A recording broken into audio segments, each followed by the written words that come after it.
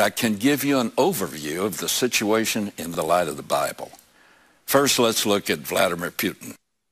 The last 12 months have been remarkable ones for the president of Russia.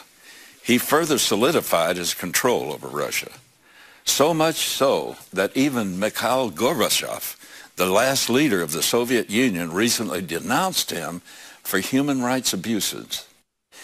He took in Edward Snowden and allowed the NSA whistleblower to continue leaking documents that embarrassed the United States and lowered its standing in the world. He bamboozled President Obama into making a deal with Syria over its chemical weapons, an agreement Syria clearly never intended to keep. He helped broker another deal that removed the sanctions on Iran while allowing them to keep their nuclear program. He continued to serve as Iran's protector in the United Nations and the world community, and is now in the midst of helping arm Iran for future battles against Israel and the United States. He turned the new Egyptian government away from friendship with the U.S. and rebuilt old alliances between Egypt and Russia. He hosted the Winter Olympic Games and was highly praised by NBC Olympics host Bob Costas. The Daily Caller's senior editor, Jamie Weinstein, wrote, "If all you know about Vladimir Putin is what you learned from Bob Costas during the NBC's Olympic coverage Thursday night, you might be excused for thinking the Russian autocrat is a great peacemaker on the world stage." For a minute, NBC looked an awful lot like a Russian propaganda network. Among other things, Costas said, "Just in the past year, Putin brokered a deal to allow Syria to avoid a U.S. military strike by giving up its chemical weapons and helped bring Iran to the negotiating table over its nuclear intentions." Costas failed to mention that in both of those cases, Putin's real success was his ability to outmaneuver a slow-footed and naive U.S. administration. After the Olympics, though, it was business as usual in Russia, with dissidents harassed, beaten, and jailed, and with opposition media shut down. In October of last year, Forbes named Vladimir Putin the most powerful person in the world, ahead of the President of the United States. If his personal wealth were not so shrouded in secrecy, it would probably have named him the world's richest person as well. Last year, Putin was required by Russian law to reveal his salary and net worth. He said he makes a salary of $187,000 and is worth about $180,000. But he was clearly lying.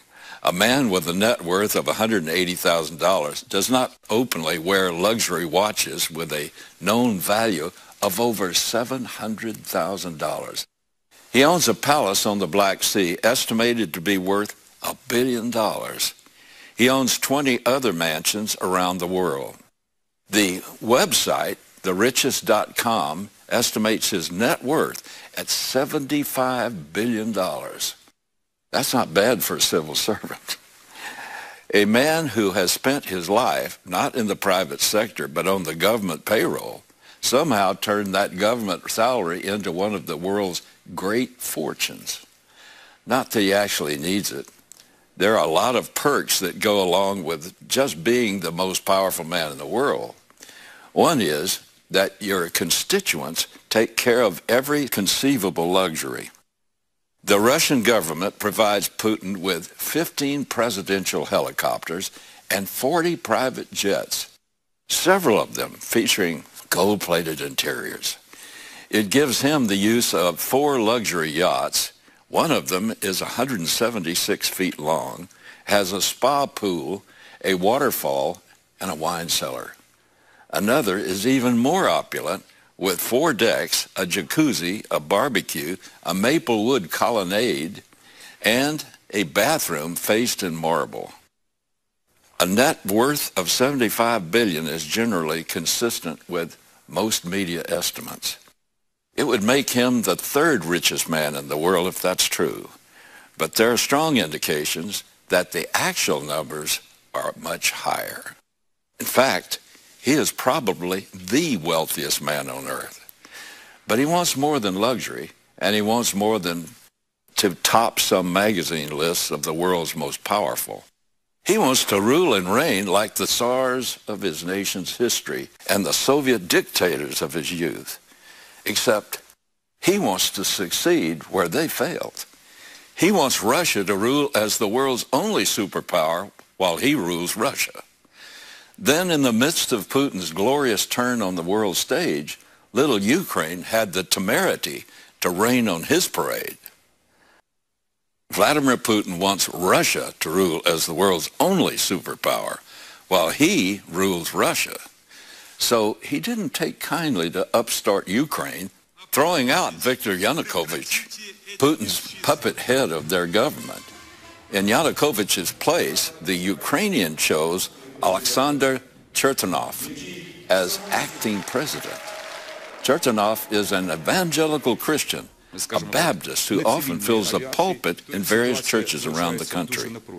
With their revolution, the Ukrainians were throwing out more than the corrupt Yanukovych, though. They were throwing off Putin and the death grip Russia has held on them since the 19th century. Vladimir Putin could not allow that. In 2005, he characterized the collapse of the old Soviet Empire as the greatest geopolitical catastrophe of the century. And in the years since, he has worked to bring the old Soviet satellite states back into the fold. When the nation of Georgia got out of line in 2008, Putin solved the problem by sending troops. You would expect an international backlash led by the United States, but George W. Bush was at the end of his administration, making him a lame duck. And at the same time, he was trying to grapple with a worldwide economic collapse. He spoke out against Putin's military action, but did little else. The new president, Barack Obama, wanted a new relationship with Russia. Understandably, he didn't want his first act toward Russia to be that of imposing sanctions. So he did nothing. In fact, in early 2009, President Obama sent then Secretary of State Hillary Clinton to a Geneva meeting with the Russian foreign minister. She carried the gift of a reset button. They pushed it together, letting bygones be bygones. And Putin got away with the invading of a sovereign state for no good reason other than a lust for power and control. He paid no price then and expects to pay no price now. Ukraine was once the jewel of the Soviet Union, only about the size of Texas. In 2011, it was the third largest grain exporter in the world. Its fertile land has long made it a prize for conquering powers. But it is with Russia that Ukraine seems most completely linked. At the end of the first millennia AD, the areas now known as Ukraine and Western Russia formed a single nation, one of the most powerful in the world of that time, Kievan Rus. Russia conquered and annexed Ukraine several times over the centuries. 17% of the Ukrainians are ethnic Russians. 24% speak Russian as their primary language. Almost all of these are located in the eastern part of the country, the part that borders Russia and the Black Sea. Ukrainian life under Soviet rule was especially severe.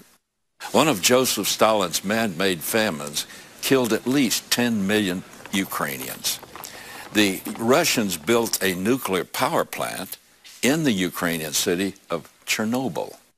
I'm sure you know how that turned out. The worst nuclear accident in history.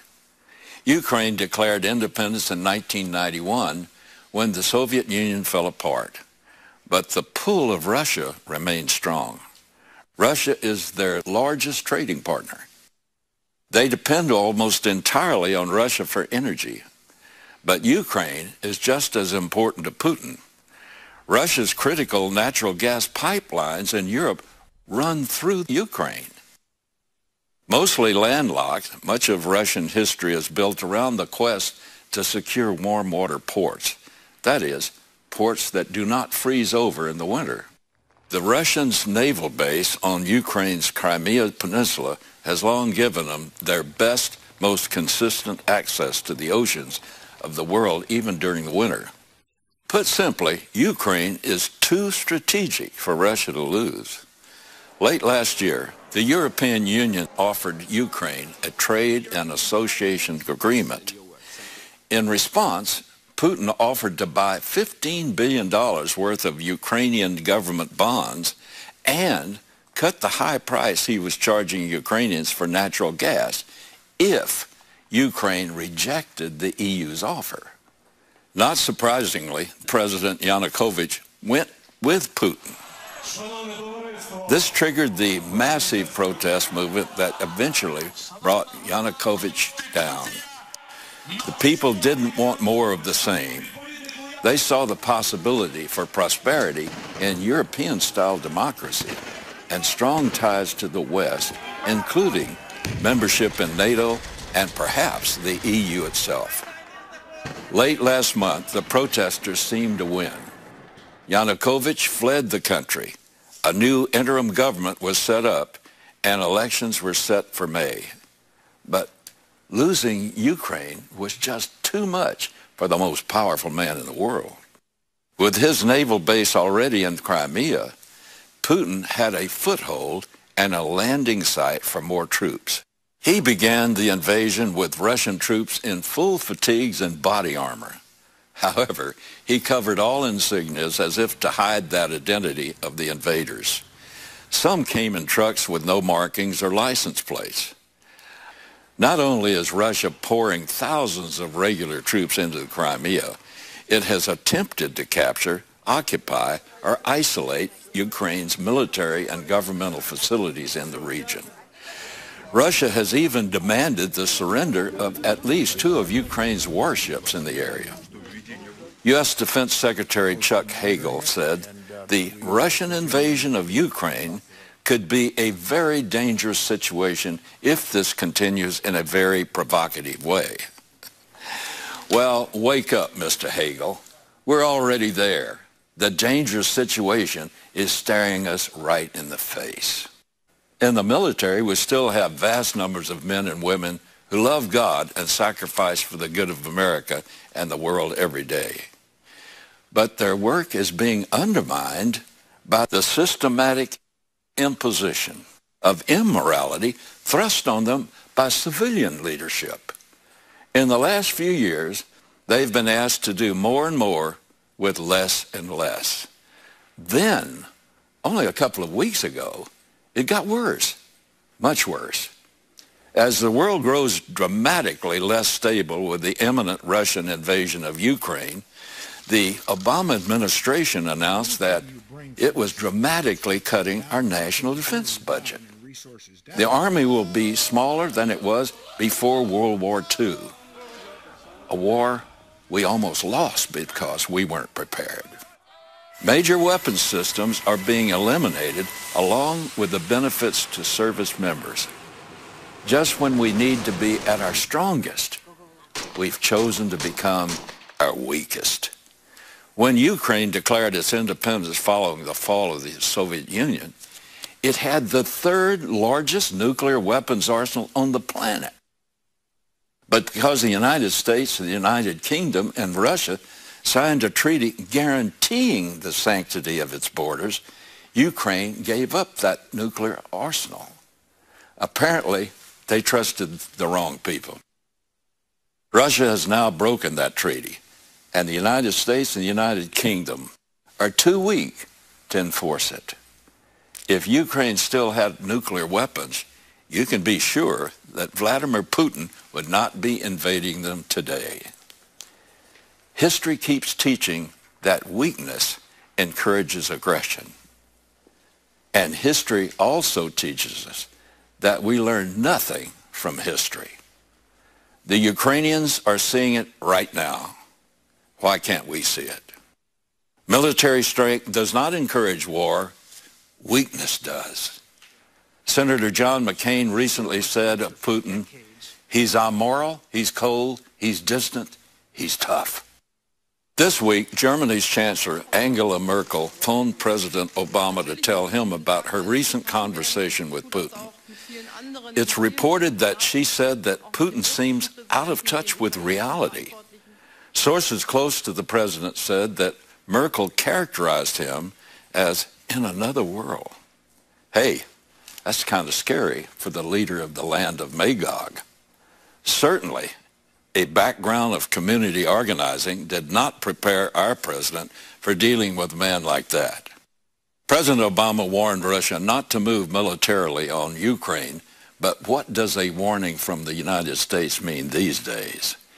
We draw lines and our enemies dance right across them. In response, we bow and say, we're sorry. Several news outlets characterized the president's comments on Ukraine as tough. Here's an example of his tough speech. The United States will stand with the international community in affirming that there will be costs for any military intervention in Ukraine. He could have simply said, there will be costs. Instead, he said, we will affirm with the international community that there will be costs. He's trying to intimidate Putin with the idea that we're going to get together with our friends and affirm that we might do something. Affirm is not a tough word. After layers of disclaimers, he finally mentioned the word costs. But what will those costs be? He doesn't dare say. He doesn't even hint. It's like a frightened kid standing far away from the bully and yelling, you'll be sorry. Then, to show where his heart is, the president went across town to a Democratic Party event where he declared, it's Friday. It's after 5. So this is now officially happy hour with the Democratic Party. The next day, as it became obvious that Russia had begun invading Ukraine, already taking over Crimea, the president's national security team met. But it was Saturday, and apparently still happy hour. Happy hour hadn't ended because Obama didn't bother to join them.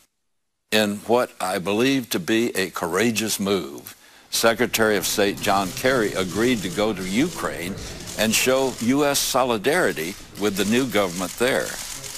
But it's probably too late for symbolic gestures. The free world needs leadership and doesn't have it. I believe we're now beginning to see how easily the end times predictions of the ancient prophets can come true. Ezekiel prophesied that Russia and its leader, identified as in Scripture as Gog of Magog, would lead an alliance headed by Iran, identified in Scripture as Persia, to attack Israel. Until now, the world has assumed that America's guarantee of Israel's security was enough to dissuade this kind of coalition or invasion. But now, we see that America's guarantees are worthless and mean nothing to the rest of the world, exactly as the Bible prophets predicted for these days. Since the late 1950s, I've been proclaiming that in the last days of the last days, the United States will fall from being a world power. The Bible describes the geopolitical situation of the last days in detail, but never mentions anything that sounds like the United States. It may still be around in some form, but so diminished from its present position as to be of negligible importance to world events. Bible prophecy clearly teaches that world power will shift to Rome. It is from there that a man out of the ancient Roman culture and people will rule the world through a 10-nation confederacy, and his name will be the Antichrist. When I started teaching this 55 years ago, America was on top of the world. Through the years, I watched our country decline. There were times of rejuvenation, and good things happened along with the bad. But overall, it's been downhill. For a long time, though, the U.S. decline didn't seem to be fitting with the speed of other end-time events. Then sometime in the 1990s, the pace quickened. The U.S. decline became increasingly obvious. Our decline continued at an ever-accelerating pace. Even though I knew it was coming, the acceleration of decline in the last 5 years has left me utterly stunned. Skydivers use the term ground rush to describe how it feels when they're in free fall and the ground is rushing up to meet them. That's what this feels like. In just a few years, our slow decline turned into a free fall, with the ground rushing up to meet us. The biggest factor in our decline has been immorality. Most of the powerful institutions of America now openly revile God and his followers. That includes government, education, entertainment, and now, judging by recent campaigns, even the business community. The country has openly embraced not just homosexuality, but a plethora of sexual perversions. Another factor is violence. God hates violence. But America not only loves it, but praises those who practice it.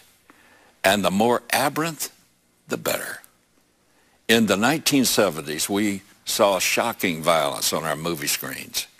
But today, most movies aren't as bad as the shows on network television. Ironically, TV critics say that we've entered a new golden age of television. Violence in the streets is beginning to mimic the violence in our games, songs, and TV shows.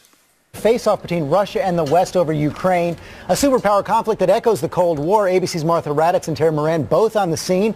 Martha in Paris, right in the middle of some high-stakes diplomacy. Good morning, Martha. It should be tense and frank, especially after that provocative missile launch. Was it a routine missile test or blatant show of force? That is the question many in the international community are asking this morning after Russia's intercontinental ballistic missile launch Tuesday. A test launch fired over the Caspian Sea and landing in a remote part of Kazakhstan. U.S. officials say the missile test had been planned well before the unfolding crisis in Ukraine, calling it a previously notified and routine test launch of an ICBM. It's time we woke up about Vladimir Putin. It's time that this administration got real. If given the orders, they'll fight, and Russia keeps tightening the screws here. As you just pointed out, 2 more anti-missile batteries, Ukrainian anti-missile batteries, now under de facto Russian control. Ukrainian ships bottled up in the harbor by Russian warships. There's no question this whole place remains on a nice edge. Now to Ukraine, where there were new reports of violence on the ground and late word from the Pentagon that Russian aircraft entered Ukrainian airspace on several occasions in the last 24 hours. There were also escalating verbal assaults between Kiev and Moscow. Thick smoke marked the day's major flashpoint, Slavyansk, where pro-Russian separatists hold sway. A Ukrainian military helicopter exploded as it sat on an airfield, hit by bullets or rocket fire. Later, gunmen in Slavyansk seized a bus carrying international mediators. The separatist leader there claimed a spy for the Kiev government was on board. I've heard that there was somebody there from the military headquarters. People who come here as observers from the European Union bring a real spy with them. It doesn't look good at all. This is an example of the policy of double standards. Ukraine's foreign ministry confirmed it lost contact with observers from the Organization for Security and Cooperation in Europe, the OSCE. At the same time, Kiev said government forces were beginning a full blockade of Slavyansk. A day earlier, troops killed several gunmen at a checkpoint there. The Ukrainian military moves prompted a new blast today from Russia's foreign minister, Sergei Lavrov, in Moscow. Some 160 tanks, some 250 armored personnel carriers are waging war with their own people. This is a bloody crime, and those who push the army to do that will pay, I am sure, and will face justice. Russian forces were on the move as well in maneuvers. Ukrainian officials claimed they had come within 1,100 yards of the border. and acting Prime Minister Arseniy Yatsenyuk sounded an alarm. Military aggression by Russia on Ukraine's territory will lead to military conflict in Europe. The world has not yet forgotten World War II, but Russia already wants to start World War III. Last night, Secretary of State John Kerry had accused Moscow of fomenting trouble in Ukraine in direct violation of last week's agreement in Geneva. If Russia continues in this direction, it will not just be a grave mistake, it will be an expensive mistake.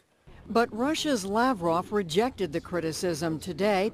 He insisted the separatists in eastern Ukraine will lay down their arms under the Geneva Accord only when nationalist protesters in Kiev disband their camps.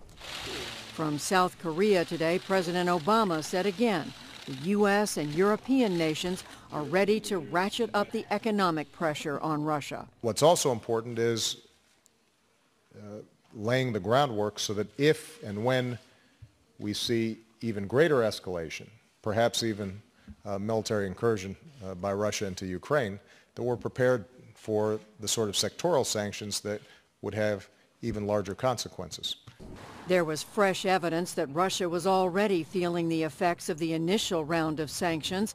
The ratings agency Standard & Poor's downgraded Russia's credit rating for the first time in 5 years to just one notch above junk status. The S&P warned more downgrades could follow if tighter sanctions were imposed and capital flight from the country was not stemmed.